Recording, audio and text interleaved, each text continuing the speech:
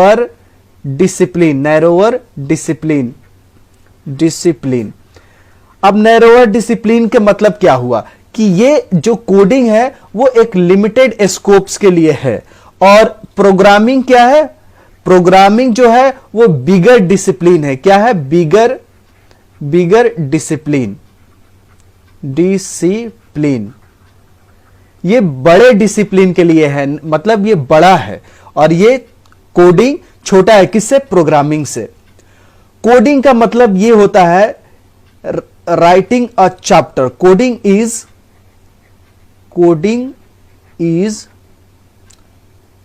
Writing a chapter, writing a chapter, मतलब coding जो है एक चैप्टर लिखने के बराबर है। Programming is,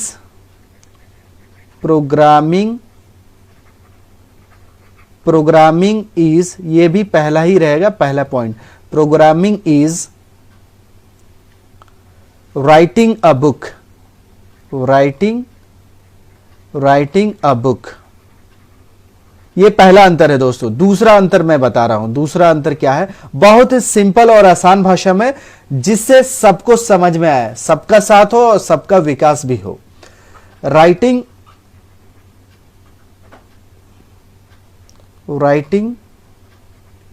many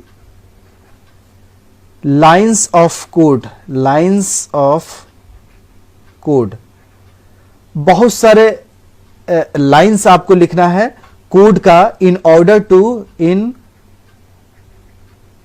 to create a software program, in order to create a software programme.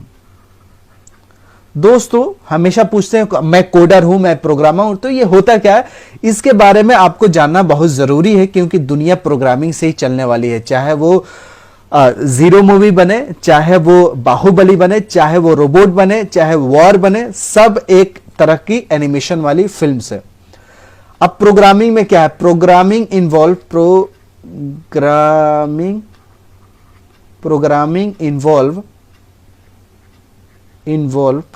Involve है किसमें,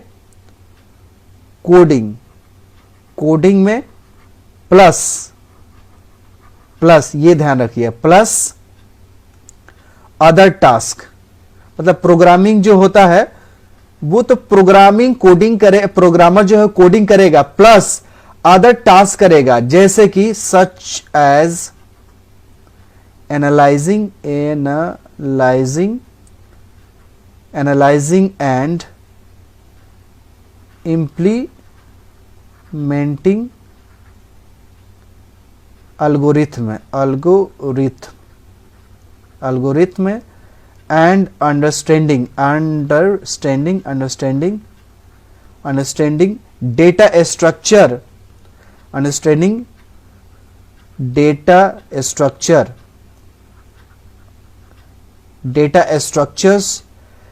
and solving problems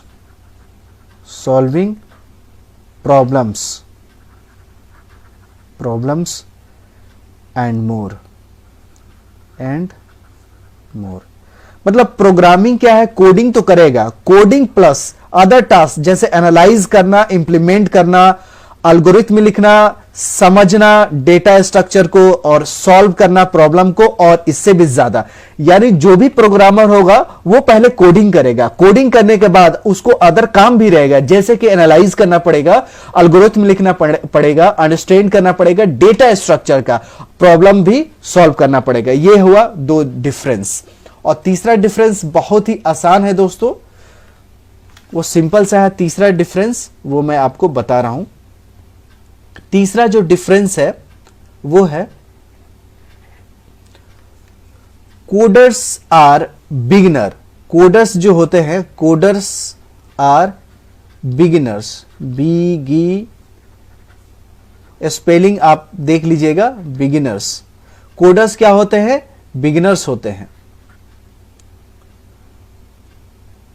जैसे junior software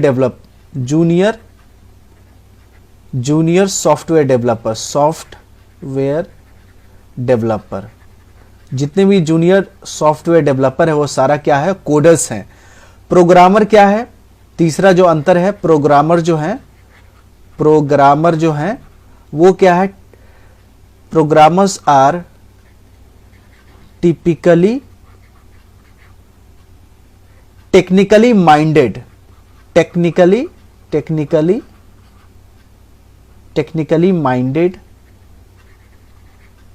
minded and having a strong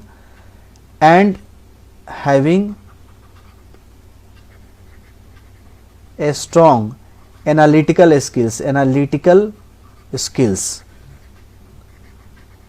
मतलब प्रोग्रामर जो है वो टेक्निकली माइंडेड होते हैं और उनको एनालिटिकल स्किल्स, जो कि सबसे ज्यादा इंपॉर्टेंट है। कोडर्स के लिए जरूरी नहीं कि एनालिटिकल स्किल्स हो, बट प्रोग्रामर के लिए एनालिटिकल स्किल्स जरूरी है। चौथा अंतर, 7 अंतर मैं आपको बता रहा हूं। All coders are not programmer. जितने भी कोडर्स है प्रोग्रामर नहीं है, लेकिन all programmers are coder. All, ये बहुत important, all programmers are coders.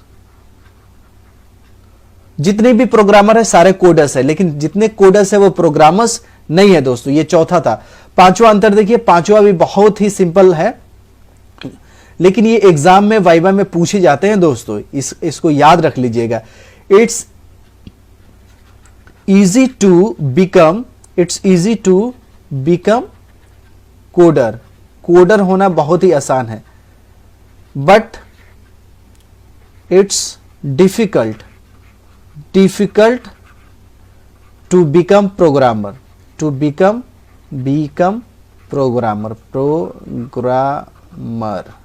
Right. और छठवां डिफरेंस देखिए, छठवां भी बहुत सिंपल है। छठवां डिफरेंस है, कोडर इज रिस्पॉन्सिबल। कोडर क्या है, रिस्पॉन्सिबल है for certain part of program।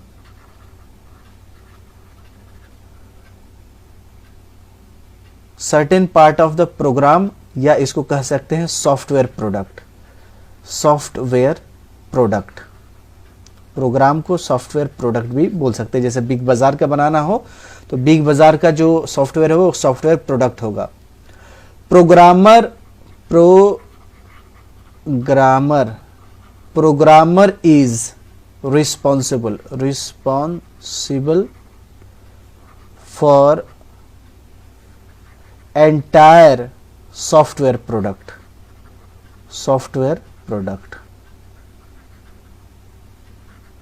तो दोस्तों प्रोग्रामर को पूरा सॉफ्टवेयर प्रोडक्ट के लिए रिस्पॉन्सिबिलिटी होती है, लेकिन कोडर के लिए क्या है, सिर्फ सर्टेन पार्ट ही उसको देखना होता है। सातवां भी जो अंतर है वो बहुत आसान है।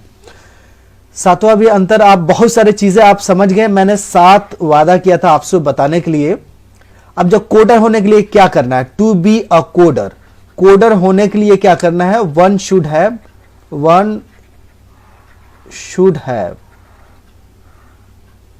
नो द सिंटेक्स आपको पता होना चाहिए, तभी कोडर बन सकते हैं। एंड आपको given and follow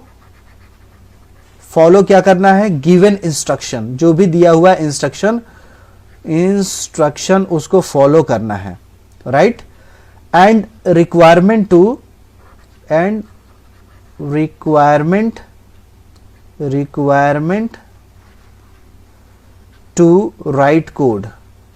right code. दोस्तों कोडर को क्या होना चाहिए, उसको सिंटेक्स आना चाहिए, उसको इंस्ट्रक्शन को फॉलो करना चाहिए, जो भी रिक्वायरमेंट है to write a code. But programmer के लिए क्या जरूरत है, टू बी अ प्रोग्रामर होने के लिए आपको क्या होना चाहिए, वन शुड क्या करना चाहिए, know the complex data structure. ये सबसे ज्यादा इंपॉर्टेंट है, कॉम्प्लेक्स डेटा स्ट्रक्चर, आपको डेटा स्ट्रक्चर के बारे में ज्ञान होना चाहिए। एंड अल्गोरिथम, एंड आपको अल्गोरिथम भी आना चाहिए। एज वेल एज आपको यूज देयर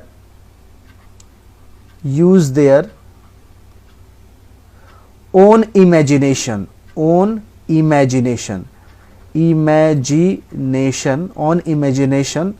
एंड एनालिटिकल, आप नोट्स बना लीजिए इसको। एनालिटिकल स्किल्स, कहीं नहीं मिलेगा ऐसा video. Skills to solve specific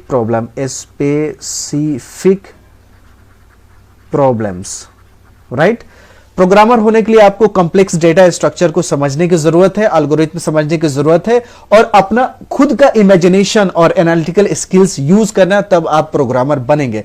coder होने के लिए आपको सिर्फ सिंटेक्स और जो भी इंस्ट्रक्शन दिया जाए उसको कंप्लीट करना आना चाहिए। तो दोस्तों मोटा मोटी समझ लीजिए कोडर क्या है, एक जूनियर लेवल है। कोडर क्या है, पहले आपको कोडर बनना पड़ेगा तब आप प्रोग्रामर बनेंगे। ये बीच में आ गया कोडर, ओवरऑल प्रोग्रामर मतलब ओवरऑल देखना है। जैसे किसी कंपनी का कोई फाइनेंस वाला होता है, कोई क्या होता है कि एचआर वाला होता है, कोई होता है इंजीनियरिंग वाला, कोई सफाई वाला, लेकिन जो कंपनी का मालिक होता है उसको ओवरऑल देखना होता है। तो प्रोग्रामर को ओवरऑल देखना होता है। दोस्तों प्रोग्रामर और कोडर यही दो लोग हैं जो पूरी दुनिया में, चाहे फेसबुक हो चाहे अमेजन हो, यही लोग मालिक है। या बिल गेट्स हो जो कि कंप्यूटर, जो भी सॉफ्टवेयर से जुड़ा हुआ है उसका पेमेंट भी अच्छा मिलता है। दोस्तों इसलिए मैं छोटे छोटे कंसेप्ट आपको बताता हूं कि आगे चल के आप भी एक प्रोग्रामर बने, आप भी एक कोडर बने, कुछ अच्छा प्रोडक्ट डेवलपमेंट करें। आजकल बिग बाजार में भी कपड़े लेते हैं, वो भी स्कैन करके सॉफ्टवेयर से प्रिंट करके आपको बिल देता है। तो दोस्तों आने वाले टाइम में हर चीज भी